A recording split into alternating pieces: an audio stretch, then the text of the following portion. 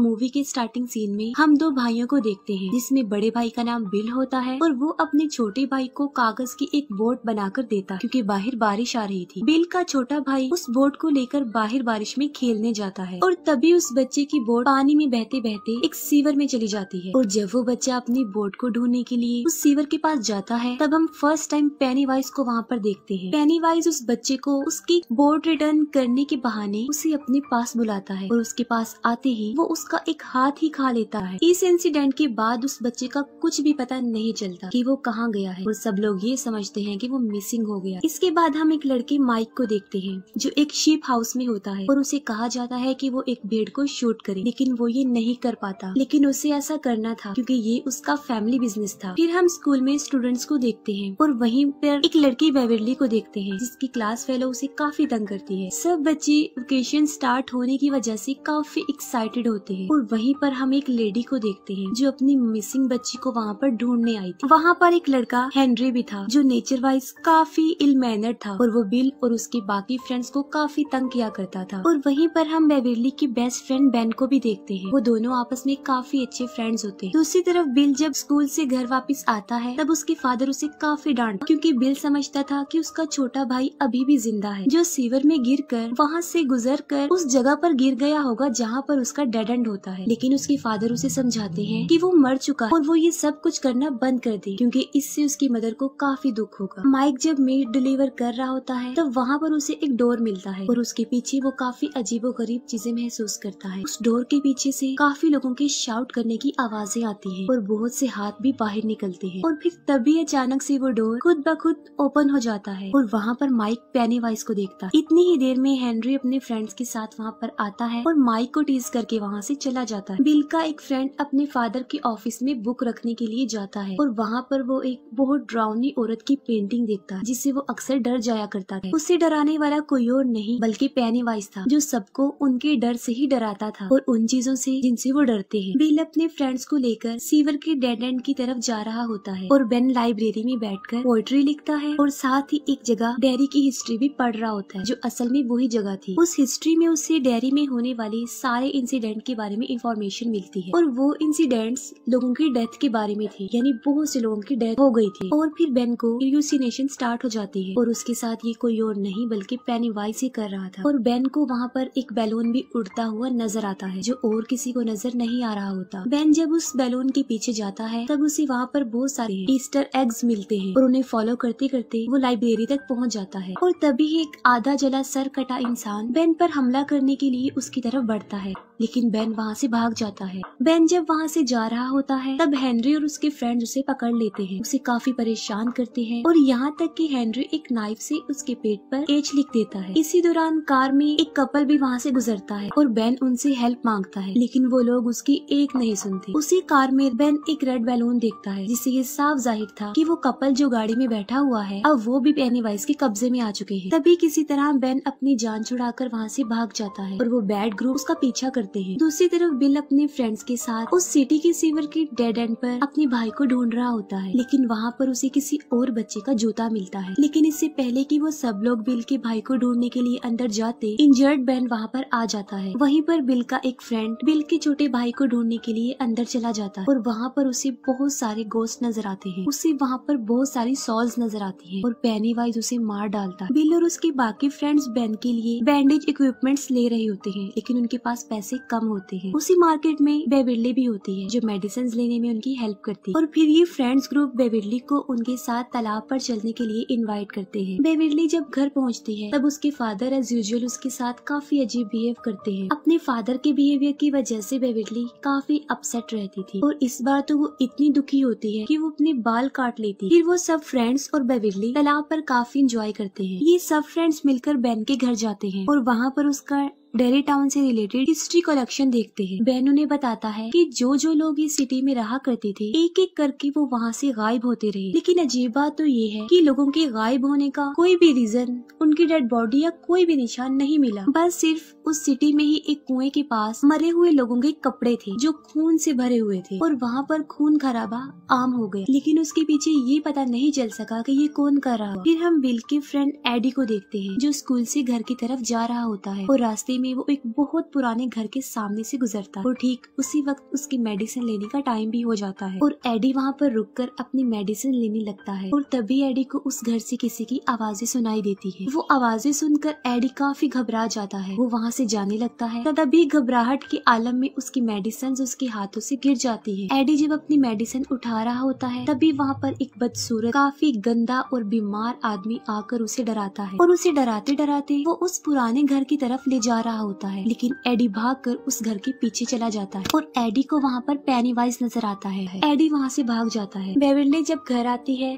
तब उसे एक पोएट्री कार्ड मिलता है जिसे पढ़ने के लिए वो वॉशरूम में जाती है। बेविल्ली जब वो पोएट्री पढ़ रही होती है तब उसे वॉश सिंक से बच्चों की आवाजें सुनाई देती है। बेविल्ली जब एक मेजरिंग टेप उस सिंक के अंदर डालकर बाहर निकालती है तब वो खून से भरा हुआ वापस आता है और उस पे इंसानी बाल भी लगे होते हैं जो बेविल्ली की पूरी बॉडी से लिपट जाते हैं और उसे अंदर की तरफ खींचते हैं। इसके बाद उस वॉश सिंक से बहुत सारा खून तेजी से बाहर निकलता है और पूरा वॉशरूम और बेविल्ली खून से भर जाते हैं। बेविल्ली की रोने की आवाज सुन के उसके फादर भी वहाँ पर आ जाते हैं लेकिन वो ऐसा रिएक्ट करता है जैसे वहाँ पर कुछ भी नहीं हुआ। बिल जो कि अपने छोटे भाई को काफी मिस कर रहा होता है लेकिन तभी वहाँ पर उसे किसी के होने का एहसास होता है और वहीं पर उसे किसी के पाँव के निशान भी मिलता है और जब वो उन पैरों के निशान के पीछे जाता है तब उसे उसका छोटा भाई नजर आता है जो उसे बेसमेंट में ले जाता है। पहले बिल का छोटा भाई उसे इमोशनली ब्लैकमेल करता है और फिर देखते ही देखते एक शैतान में तब्दील हो जाता है और तभी वहाँ पर पेनीवाइज भी आ जाता है जो बिल पर अटैक कर देता है। लेकिन ठीक वक्त पर बिल अपनी जान बचाकर वहाँ से भाग जाता है। फिर बेविल्ली उन फ्रेंड्स को अपने घर बुलाकर उन्हें अपना वॉशरूम दिखाती है। सब बच्चे भी देखते हैं कि वहाँ पर बहुत ज्यादा खून है लेकिन बेविल्ली सोचती है कि उसके फादर को वो क्यों नहीं नजर आ। फिर वो सब मिलकर वॉशरूम क्लीन करते हैं। वो फ्रेंड्स आपस में डिस्कस करते हैं कि कुछ न कुछ तो गड़बड़ जरूर है क्योंकि उन लोगों के साथ भी कुछ न कुछ अजीबोगरीब हो रहा है और वो जोकर उनको भी नजर आता है। तभी कुछ दूर फासले पर उन्हें हेनरी की कार और माइक की साइकिल नजर आती है और वो माइक को बचाने के लिए फौरन भागते हैं। दूसरी तरफ हेनरी और उसके फ्रेंड्स जबरदस्ती माइक को कच्चा गोश्त खिलाने की कोशिश करते हैं और उसे काफी पीटते भी हैं। तभी कुछ दूर फासले पर माइक को पेनीवाइज नजर आता है जो एक बच्चे का हाथ खा रहा था और साथ साथ वो माइक को एक अजीब सी स्माइल भी दे रहा था। और तभी फौरन वो फ्रेंड्स वहाँ पर पहुँच जाते हैं और हेनरी और उसके फ्रेंड्स पर पत्थरों की बारिश कर देते हैं और वो लोग माइक को सेव कर लेते हैं। फिर वो ग्रुप मिसिंग होने वाले बच्चों के पोस्टर देख रहे थे। तभी बेन उन्हें बताता है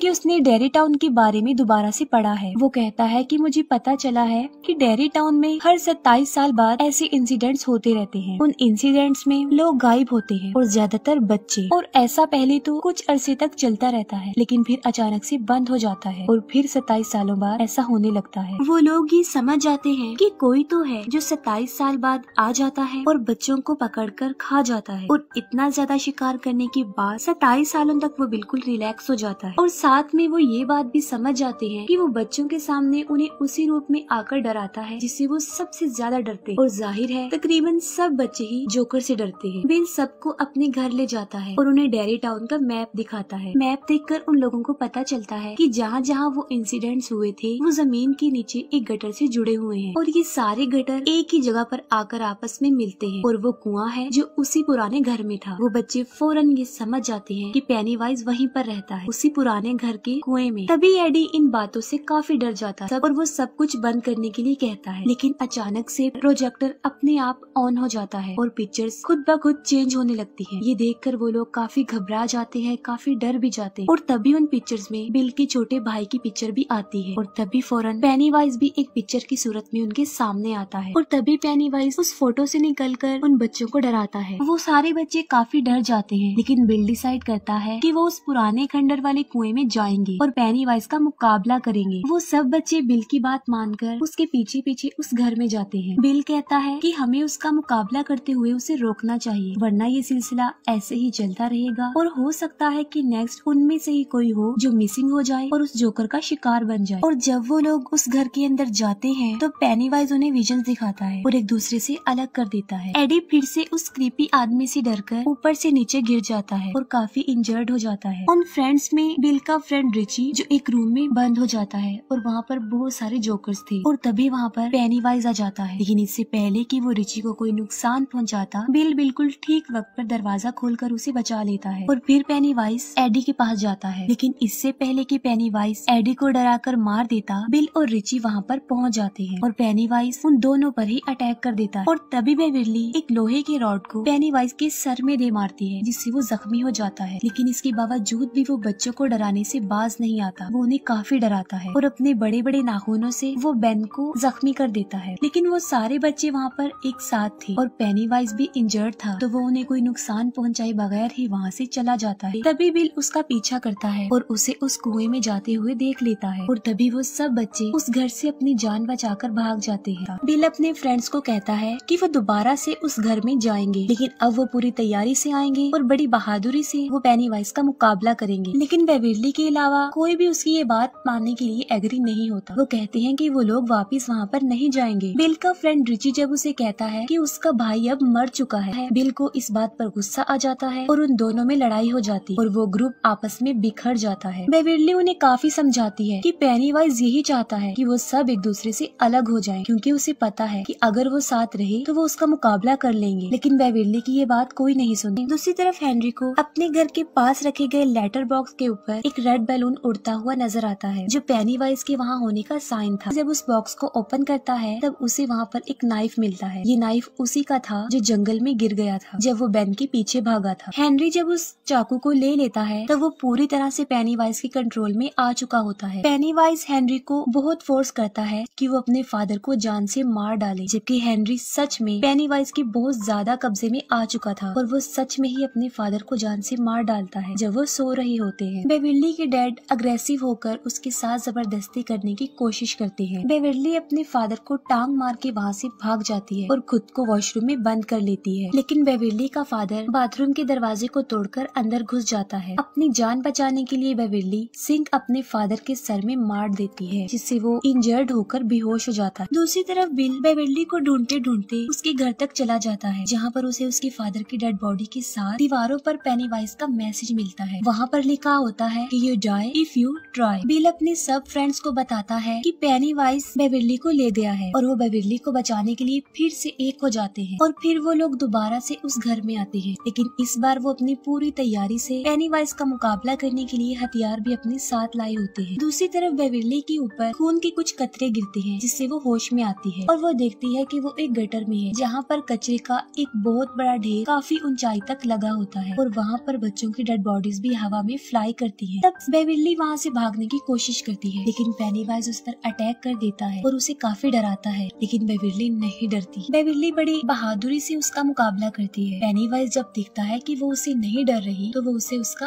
असली रूप दिखाता है और वो पेनीवाइज की एक डेड लाइट भी थी। उसे देख बेविरली फौरन बेहोश हो जाती है। सारे बच्चे कुएं से नीचे उतर जाते हैं, लेकिन सबसे लास्ट में जब माइक की बारी आती है तब हेनरी उस पर अटैक कर देता है। उसे मारने की कोशिश करता है, लेकिन माइक उसका मुकाबला करके कुएं से उसे काफी नीचे गिरा देता है। वो लोग जब नीचे उतर रहे होते हैं तब उनका एक फ्रेंड उनसे बिछड़ जाता है और यहाँ पर पेनीवाइज उस भयानक पेंटिंग वाली औरत की सूरत में उस पर अटैक कर देता है। बाकी फ्रेंड्स अपने उस दोस्त को ढूंढने के लिए वहाँ पर पहुँच जाते हैं, लेकिन इससे पहले कि पेनीवाइज उसे जान से मार डालता वो सब वहाँ पर पहुँच जाते हैं और पेनीवाइज वहाँ से भाग जाता है। और तभी बिल को अपना छोटा भाई भी वहाँ पर नजर आता है, जिसको फॉलो करते हुए वो बिल्कुल उसी जगह पर पहुँच जाता है जहाँ पर बेविरली भी थी। बेविरली हवा में लटकी हुई थी और बिल उसे नीचे लाने की कोशिश करता है और फिर बिल अपने भाई के पास चला जाता है। तभी बाकी फ्रेंड्स वहाँ पर आ जाते हैं और सब मिलकर बेविरली को नीचे उतारते हैं, लेकिन बेविरली होश में नहीं थी। वो सब उसे होश में लाने की कोशिश करते हैं, लेकिन स्टिल वो होश में नहीं आती। फिर बेन बेविरली को हग करता है क्योंकि वो उसे लाइक करता था, तो इसी वजह से बेविरली पेनीवाइज के ट्रैप से बाहर आ जाती है और बिल्कुल होश में आ जाती है। पेनीवाइज बिल को उसके छोटे भाई के रूप में काफी इमोशनली ब्लैकमेल करता है और उसे अपने साथ घर ले जाने के लिए भी कहता है। बिल उसकी बातें सुनकर रोता है और कहता है कि मैं जानता हूँ कि तुम मेरे भाई नहीं हो, और वो उसे गन से शूट कर देता है। और फिर पेनीवाइज अपने असली रूप में आकर उन सब पर अटैक कर देता है। वो सब बच्चे एक होकर उसका मुकाबला करते हैं, लेकिन फिर पेनीवाइज बिल को पकड़ लेता है। पेनीवाइज उनको बताता है कि तुम लोग मुझसे जितना डरोगे मेरी पावर उतनी ही ज्यादा बढ़ती जाएगी। वो कहता है कि तुम बिल मुझे दे दो, उसके बदले में मैं तुम्हारी जान बख्श दूंगा और तुम यहाँ से चले जाओ। मैं इसे खाकर 27 सालों तक तक सोने के लिए चला जाऊंगा और तुम लोग भी अपनी लाइफ में वापस चले जाओ। पेनीवाइज के यही अल्फाज उसी पर भारी पड़ जाते हैं। वो सब बच्चे बिल्कुल एक होकर उससे लड़ते हैं। पेनीवाइज उन बच्चों को हर उस रूप में डराने की कोशिश करता है जिससे वो सबसे ज्यादा डरते हैं, लेकिन वो बच्चे नहीं डरते। लेकिन अब पेनीवाइज उनसे डरने लगता है क्योंकि वो सब एक थे और डर भी नहीं रहे थे, और यहाँ तक कि मार मार के भी वो पेनीवाइज को काफी जख्मी कर चुके थे। उन बच्चों का बिल्कुल एक हो जाना पेनीवाइज को हारने पर मजबूर कर देता है और पेनीवाइज डरते हुए भूखा ही 27 सालों के लिए सोने के लिए चला जाता है। ये मूवी यहीं पर एंड हो जाती है।